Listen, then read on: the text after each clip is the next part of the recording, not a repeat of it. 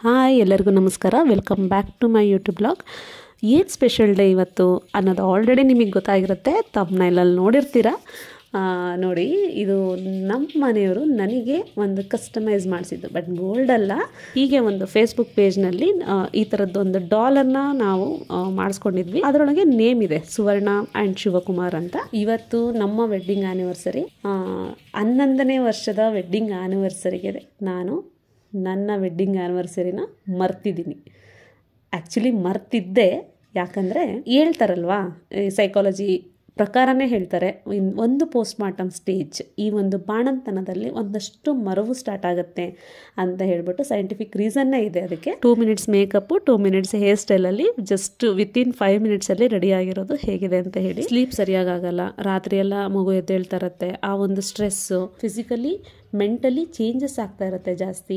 ಮುಖ್ಯವಾಗಿ oestrogen progesterone ಅನ್ನೋ hormone ಇರುತ್ತೆ ಹೆಣ್ಮಕ್ಳಲ್ಲಿ ಅಲ್ವಾ, ಅದು ಸಡನ್ನಾಗಿ ಡ್ರಾಪ್ ಆಗೋದ್ರಿಂದ ಇಷ್ಟೆಲ್ಲ ಕಾರಣಗಳಿರುತ್ತೆ. ಅದೇ ಮೇನ್ ಕಾರಣನೂ ಇರ್ಬೋದು, ಯಾಕಂದರೆ 10 ವರ್ಷ ಮರಿದೇ ಇರೋಳು ಈ ವರ್ಷನೇ ಏನಕ್ಕೆ ಮರಿಬೇಕಿತ್ತು. ಫಾರ್ ದ ಫಸ್ಟ್ ಟೈಮ್ ನಾನೇ ನನ್ನ ವೆಡ್ಡಿಂಗ್ ಆ್ಯನಿವರ್ಸರಿನ ಮರ್ತಿದ್ದೀನಿ. ಹಾಗೆ ಫಾರ್ ದ ಫಸ್ಟ್ ಟೈಮ್ ನಮ್ಮ ಹಸ್ಬೆಂಡು ಫಸ್ಟ್ ಟೈಮ್ ನನಗೆ ವಿಶ್ ಮಾಡಿದ್ದಾರೆ. ಪ್ರತಿ ವರ್ಷ ದೇವಸ್ಥಾನ ಹೋಗೋದು, ಡಿನ್ನರ್ಗೆ ಹೋಗೋದು, ಏನಾದರೂ ಒಂದು ಆರ್ಗನೈಸ್ ಮಾಡ್ಕೊತಾ ಇದ್ವಿ, ನಮಗೆ ಅಂತಲೇ ಟೈಮ್ ಕೊಟ್ಕೊತಾ ಇದ್ವಿ. ಹಾಗೆ ನಮ್ಮ ಸ್ಟೂಡೆಂಟ್ಸು ಕೂಡ ಪ್ರತಿ ವರ್ಷ ನಮ್ಮ ವೆಡ್ಡಿಂಗ್ ಆ್ಯನಿವರ್ಸರಿನ ಸೆಲೆಬ್ರೇಟ್ ಮಾಡ್ತಾರೆ. ಏನು ಚೇಂಜಸ್ ಅಂದರೆ, ಈ ವರ್ಷನೂ ಕೂಡ ನಮ್ಮ ಹುಡುಗರು ಅವರು ಹೇಗೆ ಮಾಡ್ತಾಯಿದ್ರು ಹಾಗೆ ವೆಡ್ಡಿಂಗ್ ಆ್ಯನಿವರ್ಸರಿ ಸೆಲೆಬ್ರೇಟ್ ಏನೋ ಮಾಡಿದ್ರು. ಆದರೆ ನಾವೇನೂ ಪ್ಲ್ಯಾನ್ ಮಾಡ್ಕೊಂಡಿರಲಿಲ್ಲ, ನಾವೆಲ್ಲೂ ಹೊರಗಡೆನೂ ಹೋಗಲಿಲ್ಲ, ದೇವಸ್ಥಾನಕ್ಕೂ ಹೋಗಲಿಲ್ಲ. ಈಗೇನೋ 2 ಡೇಸಿಂದ ವೆದರ್ ಬೇರೆ ಸರಿ ಇಲ್ಲ ಅಲ್ವಾ, ಹಾಗೆ ನನಗೆ ಪುಟ್ಟ ಕಂದ ಕರ್ಕೊಂಡು ಎಲ್ಲಿಗೆ ಹೋಗಲಿ ಹೇಳಿ ನಾನು. ಹಾಗಾಗಿ ಎಲ್ಲೂ ಪ್ಲ್ಯಾನೂ ಮಾಡಲಿಲ್ಲ ನಾವು. ಈಗಂತೂ ಡೈಲಿ ಹೇಗೆ ರೊಟೀನ್ ಇರುತ್ತೆ ಅಂದರೆ, 80% ಕೆಲಸ ನಮ್ಮ ಮನೆಯವ್ರದ್ದು, 20% ಕೆಲಸ ನಂದು, ಹಾಗಾಗ್ಬಿಟ್ಟಿದೆ. ನಂದಂತೂ 80% taking care of baby only. ಅವರೇ ಆಲ್ಮೋಸ್ಟ್ ಎಲ್ಲನೂ ಮಾಡ್ಕೊತಾರೆ. ಹಾಗಾಗಿ ಅವರೇ ಕೇಳಿದ್ರು ಎಲ್ಲಾದರೂ ಹೊರಗಡೆ ಹೋಗೋಣ, ನೋ, ಎಲ್ಲೂ ಬೇಡ, ಮನೆಯಲ್ಲೇ ಇರೋಣ. ಪಾಪು ಮೇಯ್ನು, ಯಾಕಂದರೆ ಅವನಿಗೂ ಸ್ವಲ್ಪ ಹುಷಾರಿರಲಿಲ್ಲ, ಇವಾಗ ತಾನೇ ಸ್ವಲ್ಪ ಸುಧಾರಿಸ್ಕೊತಾ ಇದ್ದಾನೆ. ಹಾಗಾಗಿ ಎಲ್ಲೂ ಬೇಡ ಅಂತ ಹೇಳಿ ನಾನೇ ಹೇಳಿದೆ. ಪ್ರತಿ ವರ್ಷ ವೆಡ್ಡಿಂಗ್ ಆ್ಯನಿವರ್ಸರಿ ಹೀಗೆ ಸೆಲೆಬ್ರೇಟ್ ಆಗುತ್ತೆ. ಆದರೆ ಅದೇ ಸ್ಟೂಡೆಂಟ್ಸ್ ಇರ್ತಾರೆ ಅಂತ ಏನಿಲ್ಲ, ಪ್ರತಿ ವರ್ಷವೂ ಚೇಂಜ್ ಆಗ್ತಾ ಇರ್ತಾರೆ. ಒಂದು ಬ್ಯಾಚು ಹೋಗ್ತಿದ್ದಂಗೆ 10th ಬ್ಯಾಚು, ನೆಕ್ಸ್ಟ್ ಇನ್ನೊಂದು ಬ್ಯಾಚ್ ಬರುತ್ತೆ. ಹಾಗೆ ಎಲ್ಲರೂ ಸೇರಿಕೊಂಡು ಒಂದು ಆರ್ಗನೈಸ್ ಮಾಡಿ ಆ್ಯನಿವರ್ಸರಿ ಸರ್ದು ಮ್ಯಾಮ್ದು ಸೆಲೆಬ್ರೇಟ್ ಮಾಡಬೇಕು ಅಂತ ಖುಷಿಯಿಂದ ಮಾಡ್ತಾರಲ್ವ. ಸೊ ಹಾಗಾಗಿ ಅವ್ರಿಗೆ ತುಂಬಾ ಥ್ಯಾಂಕ್ಸ್, ಮಕ್ಕಳಿಗೆಲ್ಲರಿಗೂ.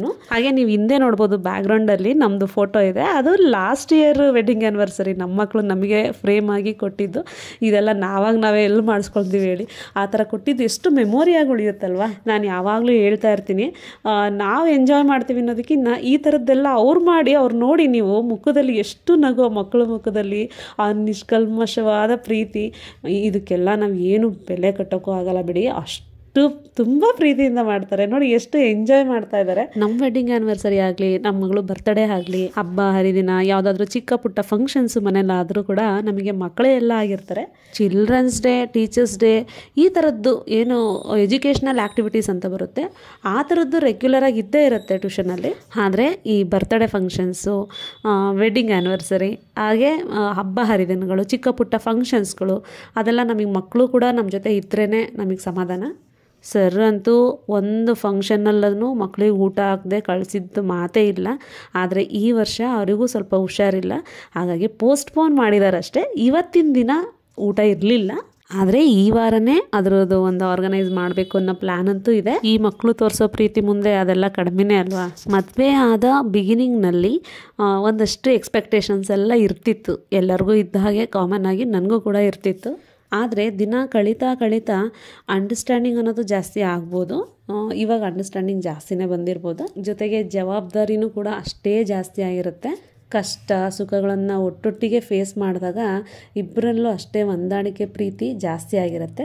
ನಾನು ಅವರು ಮಾತಾಡ್ಬೇಕಾದ್ರೆ ಅನ್ಕೊತಾ ಇದ್ವಿ, ಏನೋ ಒಂದು ಚಿಕ್ಕ ಪುಟ್ಟ ಎಕ್ಸ್ಪೆಕ್ಟೇಷನ್ ಆದರೂ ಮೊದಲೆಲ್ಲ ಇರ್ತಿತ್ತು, ಇವಾಗ ಆ ಥರ ಎಕ್ಸ್ಪೆಕ್ಟೇಷನ್ ಎಲ್ಲ ಇಲ್ಲ. ನಮಗೆ ನಗು ಬರುತ್ತೆ, ಅದೆಲ್ಲ ಎಷ್ಟು ಸಿಲ್ಲಿ ಅಲ್ವಾ, ಆ ಥರದ್ದು ಎಕ್ಸ್ಪೆಕ್ಟೇಷನ್ ಇಟ್ಕೊತಾ ಇದ್ವಿ ಅಂತ. ಇಲ್ಲ, ವಸ್ತುಗಳ ನಿರೀಕ್ಷೆಗಳನ್ನು ಬಿಟ್ಟಿರೋದಕ್ಕೂ ಏನೋ, ನಾವು ಏನು ಬಯಸ್ತೇನೆ ಎಷ್ಟೊಂದು ನಮಗೆ ಖುಷಿ ಕೊಡುವಂತಹ ವಿಚಾರಗಳು ನಡೀತಾ ಇರುತ್ತೆ. ಜೀವನದಲ್ಲಿ ಬಂದಿದ್ದನ್ನು ಸ್ವೀಕಾರ ಮಾಡಿ ಪ್ರತಿಯೊಂದು ಕ್ಷಣನೂ ಎಂಜಾಯ್ ಮಾಡ್ತಾ ಬದುಕಬೇಕು ಅನ್ನೋದನ್ನು ಇಷ್ಟು ವರ್ಷ ಕಲ್ತಿದ್ದೀವಿ ಅಂತ ಅಂದ್ಕೊಂಡಿದ್ದೀವಿ. ಮುನಿಸು, ಕೋಪ, ಜಗಳ ಮಧ್ಯೆ ಮಧ್ಯೆ ಇರುತ್ತೆ. ಪ್ರೀತಿ ಇರೋ ಕಡೆನೇ ತಾನೇ ಅದೆಲ್ಲ ಇರೋದು. ಆದರೆ ಒಬ್ಬರ ಮಧ್ಯೆ ಇನ್ನೊಬ್ಬರಿಗೆ ಎಕ್ಸ್ಪೆಕ್ಟೇಷನ್ಸ್ ಇಲ್ಲ, ಅಂದರೆ ವಸ್ತುಗಳ ಎಕ್ಸ್ಪೆಕ್ಟೇಷನ್ಸ್ ಇಲ್ಲ. ಎಕ್ಸ್ಪೆಕ್ಟೇಷನ್ಸ್ ಜಾಸ್ತಿ ಇಲ್ಲದೆ ಇರೋ ಕಡೆ ತಾನಾಗಿನೇ ಪ್ರೀತಿ ಉಟ್ಬಿಡುತ್ತೆ. ಇಷ್ಟು 11 ವರ್ಷಗಳ ನಂತರ ನನಗೆ ಅದು ಫೀಲ್ ಆಗ್ತಾಯಿದೆ. ಬೇರೆಯವ್ರಿಗೆಲ್ಲ ಬೇಗನೂ ಆಗ್ಬೋದು, ಇಲ್ಲ ಲೇಟಾಗೂ ಆಗ್ಬೋದು. ಆದರೆ ನನಗೆ ಈ ವರ್ಷಕ್ಕೆ ಅದು ಸಂಪೂರ್ಣವಾಗಿ ಕ್ಲಾರಿಟಿ ಸಿಕ್ಕಿದೆ. ಇದಕ್ಕೆಲ್ಲ ಜೀವನದಲ್ಲಿ ಬಂದಂತಹ ಒಂದು ಕಹಿಯ ಘಟನೆ ತಿರುವನ್ನು ಕಂಡುಕೊಂಡಿರ್ಬೋದು.